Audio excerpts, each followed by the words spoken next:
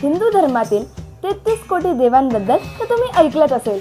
आज चला त्यांच्याबद्दलच सांगतो। हिंदू धर्मातील 33 कोटी देव ही संख्या कोटी या संस्कृत शब्दाच्या चुकीच्या अर्थामुळे निर्माण झाली आहे, ज्याचा अर्थ प्रकार किंवा श्रेणी आहे, करोड असा नाही।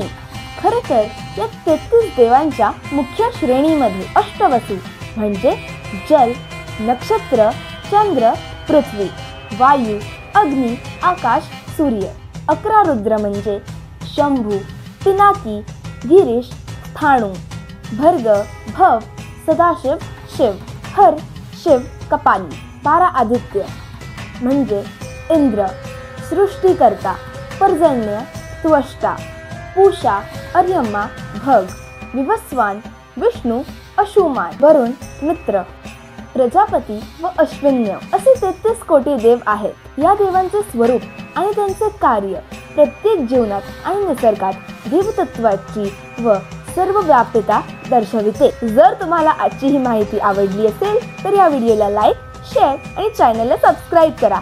स्टे ट्यून, कारण गप्पा गोष्टी अजून बाकी आहेत।